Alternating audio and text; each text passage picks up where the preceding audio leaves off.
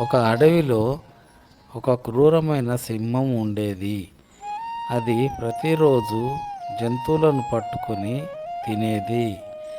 భయపడిన ఆ జంతువులు అన్నీ కలిసి ఒక పద్ధతి ఆలోచించాయి. ప్రతిరోజు ఒక జంతువు స్వచ్ఛందంగా సింహానికి ఆహారంగా వెళ్తుంది.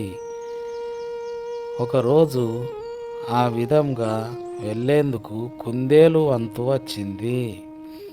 అది చాలా తెలివిగా ఉంటూ ఆలస్యం చేసి వెళ్ళింది. కోపం తెచ్చుకున్న సింహం ఎందుకింత ఆలస్యం అని ప్రశ్నించింది. కుందేలు తెలివిగా సమాధానము ఇచ్చింది. ప్రభు, నేను తొందరగా బయలుదేరాను, కానీ మార్గమధ్యంలో మరో సింహాన్ని చూశాను. అది నన్ను పట్టుకోవడానికి ప్రయత్నించింది. సింహం కోపంగా, ఎవడు ఆ సింహం? నన్నే అడవి ప్రభువుగా చూస్తారు అని గర్జించింది.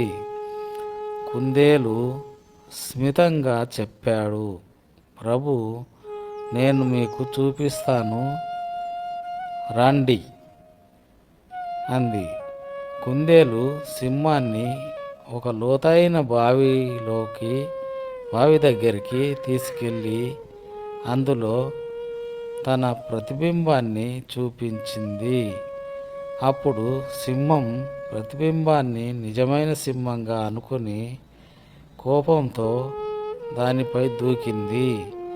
వెంటనే అది లోతైన బావిలో పడిపోయి మరణించింది.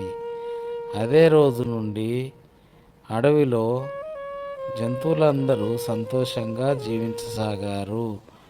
నైతికంగా తెలివితేటలతో గొప్ప శత్రువును కూడా ఓడించవచ్చు.